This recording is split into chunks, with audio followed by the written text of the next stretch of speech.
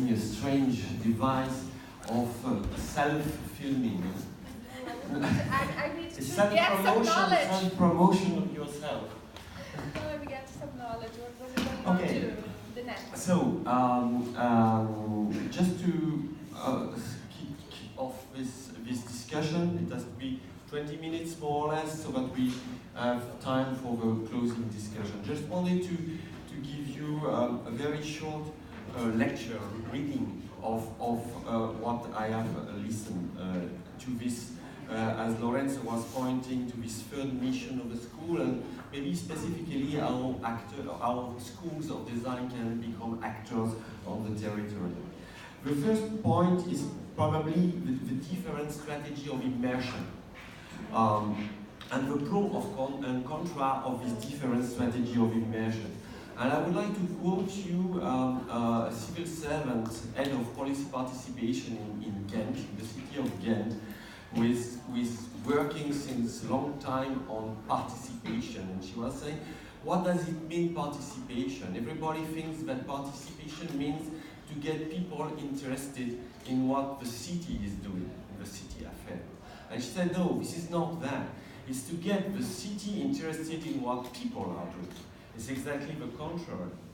And here, there is certainly an issue of balance between the listening capability of schools and their proposing capability. So how do we have this balance? How do we design the immersion in putting a lab or in going in the community, in having a fixed or a mobile lab, in having a virtual or a tangible lab? So there are a lot of interesting questions, I think, around that. And we have a lot of examples. The second point is maybe, again, it's about design and what is design bringing specifically. And it's also, again, I think, a balance between listening and proposing. So the design, and as a lot, the user-centered and community-centered design has underlined this capability of listening, but maybe sometimes also forgetting a bit the capability of proposing as being an actor that, of course, is experimenting, as you give a lot of very interesting Arzu example of that. And maybe I also want to refer to Lou, balance, interesting balance in the NICE project in being an open lab, but also prototyping a vision in the place, and not only listening. So having this balance between, again, listening and proposing. The third point and last point was about maybe the ability to go beyond experimentation and process. Of course, we are talking about institutions, education institutions. The process is very important. The real result are the students, and maybe not only the project, but we are in this third dimension, this third mission. And here is probably, as Arzu, you were mentioning, the difficulty to engage with other third actors, to be recognized as a reliable actor, either economical actors or public actors. And Alberto, I think that you gave a very interesting, with this flat for homeless examples, where it started as something which was led by the initiative of the students, and that acquire recognition to be realized. And this is, I think, a very important issue of not being maybe as a design institution, not too shy and too modest, and to affirm ourselves as a real power. And of course, referring to the networks level and what Carla was saying, I think your model is fitting very well in this idea of promoting a balance between listening and proposing. So being able, maybe I'm less interested in the grid that you propose because it shows what are the commonalities, but I'm interested in what doesn't go into the grid, which are the differences. So this is my humble, modest across this morning, and we would like, because we want to involve people, we would like to open the floor to the questions that you may have in the room. You are certainly you did not have any coffee break, you are starving now, but I hope that some sugar remains in your brains that will help you to ask some questions. Do we have questions? Do you want a question? Do we have another mic to see if we give all our... Yeah, no.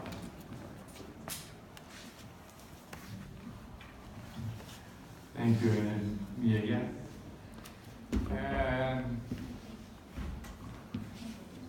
I somehow, as Arzu invited to that, continue a bit my question, but it's something that has kind of during the day also matured, and I would like, what they're really looking for is to have a dialogue and not a defensive kind of reaction. And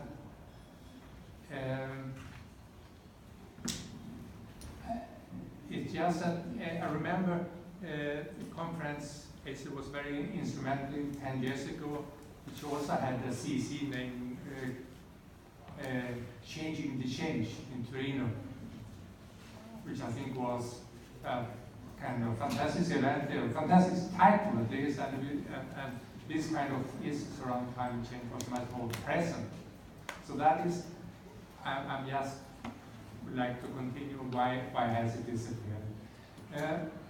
And one thing I was thinking about, it might be that those who cause the problem, climate change, is not the least fortune, the marginalized group we are working with. That's not where the problem is. The unfair thing is that they will suffer most, at least initially.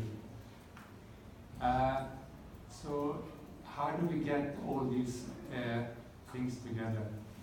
And I think Arzu, you gave a name, something I've been struggling for a long time, that is that being the West's role model.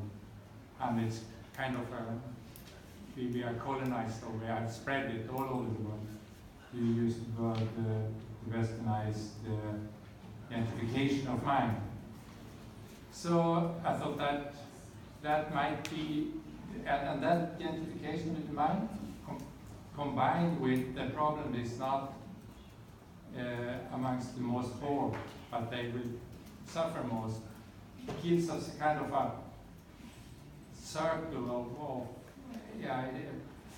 tension that is very hard to handle. So actually my question is, to round up this, to wrap up it, is you get the concept of gentrification of the mind, but could you expand a bit how to address that problem more concretely, directly? I don't know if it was John yesterday who was talking about this, but I think it was.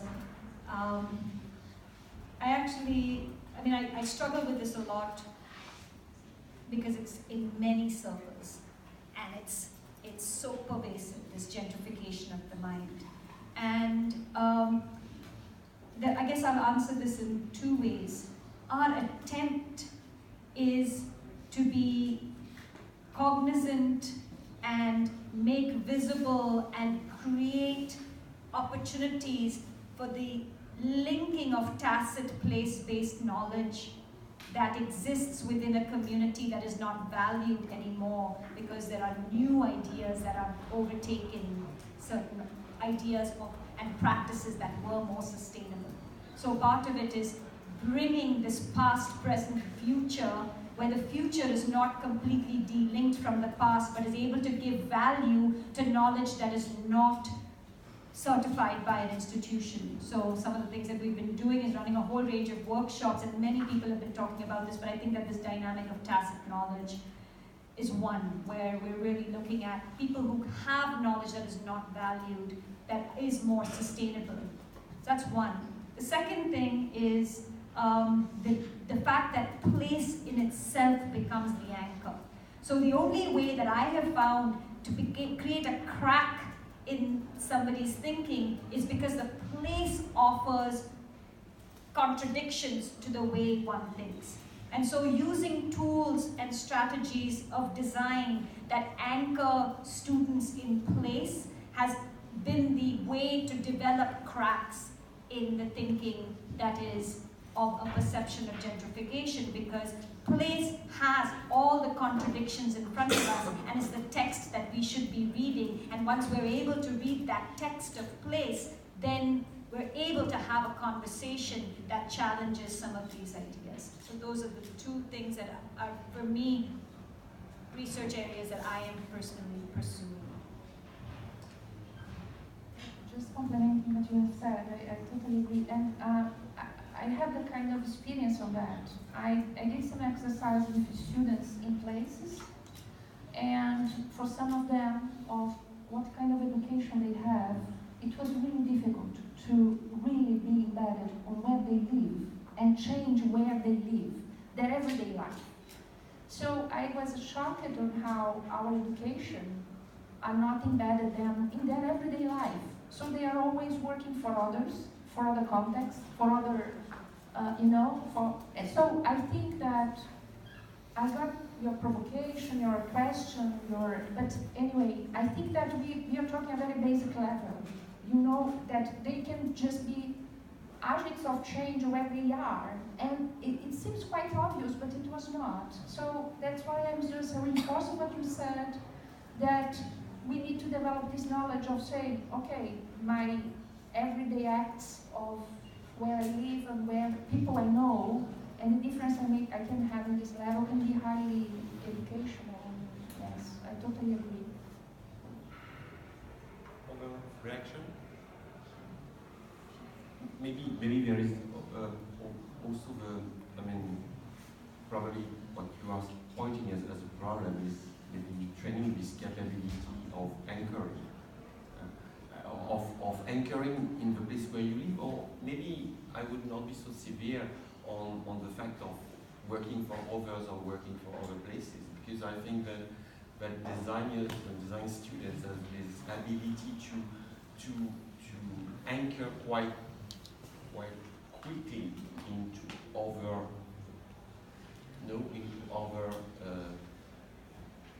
places, into other ideas, into not only in the place where they live and the people where they live, but the capability of ambienting very quickly in other environments and adding this deep quality. I must say that what you're saying is totally different approach, mindset, because when you, this is a keyword now in design that everybody's talking about empathy and whatever, but to act where you are require a totally different mindset. Like you are an actor in this same system. So I'm not saying that one is better or worse. I was just saying that they are less skilled and prepared, at least in my perception. Maybe you have a different perception. I feel more resistance and say, I will just act to make my condominium more sustainable. So I will get all residents to collect better their garbage and to separate garbage and whatever. And this is a kind of everyday embedded. So I'm talking about where you live really, in your condominium, like, okay, I want to change this place in more, in some direction. So not because I'm saying this is better or not, I'm just saying that I feel in my practice, I don't know you, I would like to hear from you, some difficulties because they were not prepared to this level of activity. So these acupunctural acts from students all over could be also highly transformative if we have some space for this, that she was always saying, like, I think that could be very interesting. Yeah, sorry, related to that and this discussion, some of us are architects. I mean, it's 1 century ago that the architecture with Adolf Loos, with Bauhaus and so on others decided that architecture, that the skills of creative people could be abstract. And abstract meant that anybody could build anything, anywhere. So this is the framework in which we are, and I think it's relevant to understand where we come from. And it's also relevant to understand that this positioning was against a really conservative point of view of bourgeois Western civilization. So it's also interesting to understand how dangerous it is to connect with the soil and connect with the place if not understood properly, let's say properly. So I think that the path, and it's an idea I constantly have in mind, this connection between concretion and abstraction. I think we have to constantly be aware of this constant connection, sort of, between concretion and abstraction. We all know that this abstract 20th century is not the best way to do, but they did pretty good things.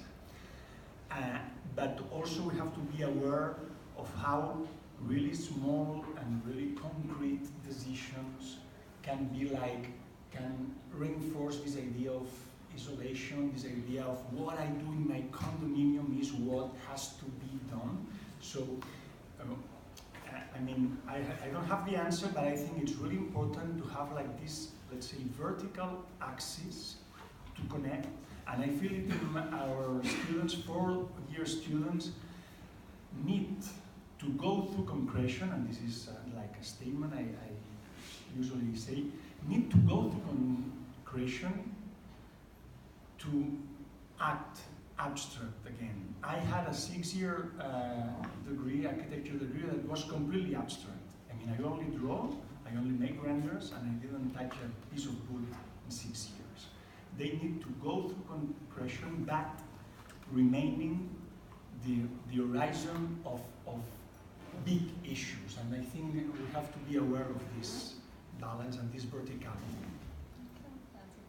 I think this 10 millimeter to 10,000 feet dynamic that you're talking about in terms of the locative nature or the abstract nature, and for me, coming from my perspective, primarily the examples that we've listened to are European examples, very different from my context.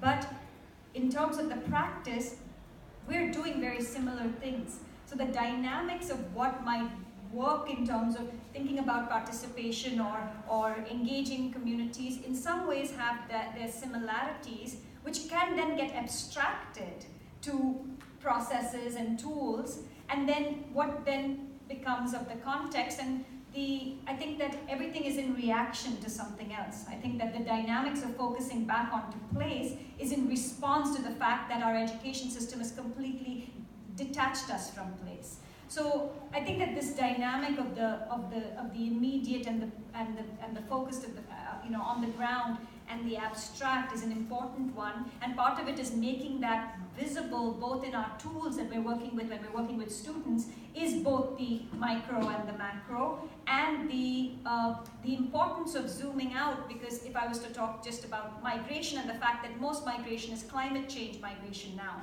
Most of the wars that we're dealing with are climate change wars. So how do we have to zoom out in order to be able to see that, because it's a global issue. It's not a place-based issue, but it is affecting us in place. So the ability to make those two visible to our students, to our governments, when they are making decisions, that visibility is really critical. And by the way, the metaphor of acupuncture, I think it's always taken wrongly as only local. I mean, it's acting local to get a systemic effect, and I think it's a longer vision. Do you want to intervene? Yeah. Okay. My experience on top of this is that we pretty much living in a sort of post-colonial situation at the moment. I mean, the fact that we get students from anywhere in the world in a global city like Rome would be any other global city, of course, and they pretty much bring their culture they integrate their culture with communities that many times is about communities of migrants, which again are reestablishing other culture in other completely different places, trying to integrate and maybe having also conflicts, because it's not always peace and love. You know, the real situation is about conflict, and the conflict is often also very hard. And it's interesting how all of this is somehow clashing together, and it's difficult to find out what is actually local and what is global in a way.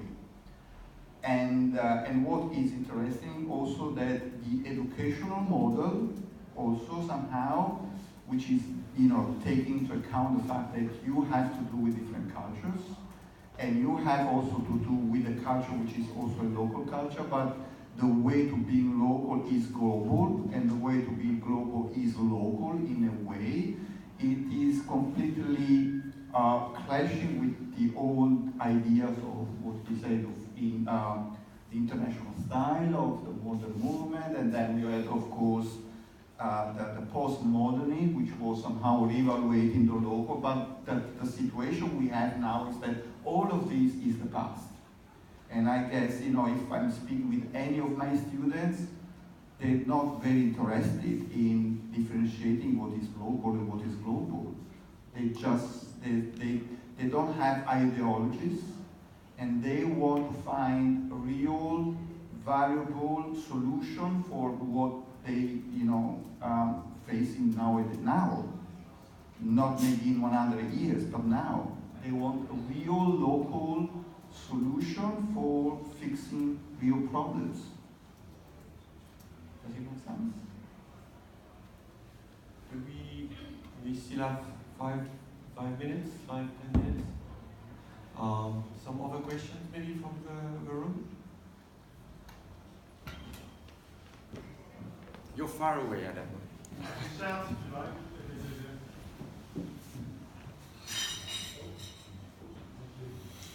My question is about whether the work that art and design schools are doing and students are doing, free of charge, should be work that is done by graduates as paid work. And my question is around whether there is collaborative cities, basically the relationship between collaborative cities and collaborative economies. How do our graduates make a living out of this collaborative work? Or is it business as usual as a design graduate, but I'm going to do this collaborative stuff to make a contribution to my city in my spare time or in my learning time? I'm not saying right or wrong, I'm asking the question of, what's the future of these collaborative cities? Is it always a part-time endeavour, or does it become some sort of mainstream city economy?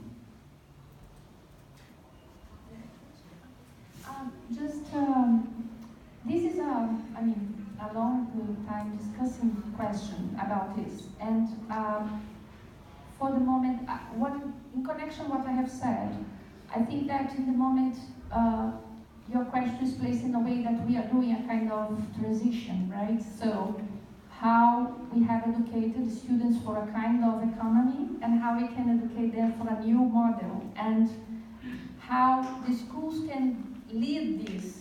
And when I present these kind of projects that are exemplary and frontline projects to show, this is as far as I know, to answer this, to show to external actors that the students can have a different position and in a new system. So how we can create this new system, and how we show to external actors how these students, future graduates, can operate in this system. So the projects are one of the key elements for us that you are doing, to make this. But why this is going, we need to rely on the students inside to make these examples and progressively make a kind of recognition of this. So for me, your question is about a kind of how can we build on a direction of strategy or how, and I think that we are working much more in the nose on this, because my local environment system is totally different from yours. So how can I open up these examples and opportunities for them, or when they get graduate, they can continue in the system. So it's a kind of strategy that we need to trace on. But I think that projects we develop with external actors are key on this, showcasing this new role of design, and at the same time the projects that promote the change that we want to achieve. So it's a true, this is a model that we are already practicing, I think, looking at this network. I think that was going on. So it's a kind of natural strategy that we have developed, like this circle of creating these opportunities for them, showcasing new models. Yes, I just wanted to mention that, yes, we have constantly this thin red line between what should we do inside the school and what our graduate students do and have to be paid by. So, for example, the homeless flag was an example. They asked us to design the lobby, and we decided to have some kind of innovative or research-based project. I don't really know. When I talked with one of my recently graduated students, and he told me that a bunch of people were waiting for the basic universal income to come, so they were not really worried about, they have no money at all, so they were in the coffee waiting for this to happen. Maybe this is a path, but I do really think, and we were discussing about this with François, that for a few years design and the story behind design thinking has played with the idea that everybody can design, that in a 4 hours workshop you can acquire creative skills enough to run a company. And I think this has been really bad for us. Maybe we have participated of this process, but this is really bad because we are telling the society that in a 4 hours workshop you are almost a designer. And here we have lots of students that will spend 3, 4, 6 years of their life training these skills. So I think it's really important, and in this world of collaborative cities and collaborative economies, not to flatten our skills, and not really to earn money, that we all need to, but not really, but to be recognized with our strength. It's important not to flatten, not to think. So that's why what I wanted to stress in my speech. I mean, so easily in these participatory processes, when ending, you ask, was there a designer? Was it necessary to be a designer in this process? What had happened if there wasn't a designer? So I think this is a question we constantly have to ask ourselves, and that will be related to this future. I don't know if we will have wages anymore, but in this future of collaborative economies. I wrote the same question down in my book about 10 minutes ago, and I think it's a very complex thing to think about, and it looks different in different places. I think that students themselves at some points feel exploited by a certain dynamic that they might engage with. Some students might feel in that direction, some students might look at it as an opportunity to develop it as a portfolio for certain partnerships that can come from. And we've seen that when we've created more collaborative spaces between art and design and social service organizations, that many of our students have gone into jobs with them, particularly because we've created a platform for them to intern and be within the projects that we run.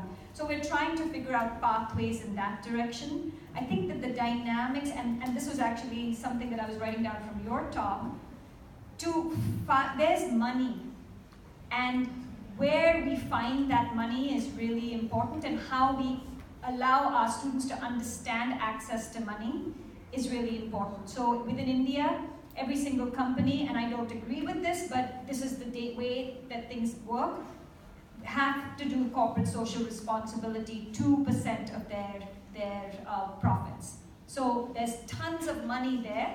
It's about developing projects and proposals to access that money, and there's also a lot of government money developing projects and proposals to access that money. So a lot of the stuff that we've been doing is working with students on developing proposals. And how do you develop a proposal for the government, for a funder, and for a community? The same proposal. Can you do that in 3 different ways? So I think that that's one aspect of it. Where is the money and how do students have access to that? The other is being an elite school. And what is that? How do we engage with that responsibility? And I will share 2 challenges that I have. One is that, or one example where, say, look at Princeton University has taken away all of their student loans for their graduates so that they don't have to go into Wall Street to pay off student loans. But they can go into doing work that they are interested in doing and not have student loans as the fact that, okay, I need to make this much money to pay back my student loans. That's one thing to think about. The other is that I run a master's program called Public Pedagogy and Art Practice, and most people cannot even apply for that program because it's too expensive for them to apply for a program for what they will get when they leave in terms of working in that space. So I'm constantly figuring out ways to develop scholarship money in order for that program to run. Now, that becomes a challenge when you're with exactly what you're talking about, but it's, I think, from the other side. And I think that we have to, besides this, working with students to develop alternative models of exchange and economy, but that it can only go so far with the open markets that we've been doing. It's one way, but what it does is it gives them a platform to get their work out there. That's what it does, but it's not giving them the income that they require to be able to live in a city like Bangalore. So I think that it's a very important point, and we have to look at it from multiple points of view as to how we might prepare students to understand themselves as agents of where they are in understanding how the dynamics of what we're doing work. Thank you. I think it's got a relationship as well to the top-down and bottom-up conversation that we've been having about, the top sets an agenda, that we have a budget to move in this direction, and the bottom then is enabled, or there's some funding that the bottom then moves around and is enabled to take some actions that can be realised. And perhaps it's, as you're describing, if I understand you correctly, about being able to take some of these sort of bottom-up local projects that are setting their local agendas and then take them a step further in terms of, okay, now how do we petition for these local projects that have been co-defined and co-developed, how do we petition for these to be the projects that go forward and receive funding? So this sort of the flip on where the emphasis is in terms of what the city will invest in. Yes, there's bits of money around for participatory budgeting and so forth, yeah, maybe that's part of the direction that we're talking about. But I certainly think it's an important part of our practice to pursue a bit further and to understand more. So people, organizers are waving at me to conclude. So I would like to give you three points. We were talking about the global and the local, and I took my takeaway is that if we may have to design this acupuncture. So to design, it's probably a very real activity to design the relationship between the needle and the systemic effect. Just maybe an interesting news to your point on how design thinking has spread and diluted the design capability. In Belgium, we recently faced a series of tenders where, facing that, the public actors are explicitly asking in tenders to have people who have diplomas of design, because there are so many designers which are not designers. So it's very pragmatic, but you see that even the public actors in their tenders have noticed that. It's maybe a good news. And the last thing as a vision that I wanted to quote the city of Amersfoort that Louise was quoting yesterday, where we studied there. The managing director was saying something like, I think that in terms of participation, citizens are all part-time civil servants. they should be part-time civil servants. So he did not say how much part-time. Maybe students and schools could be also part-time civil servants to have their equilibrium in their contribution into the global project. We stop there. Thank you very much. Thank you for this panel.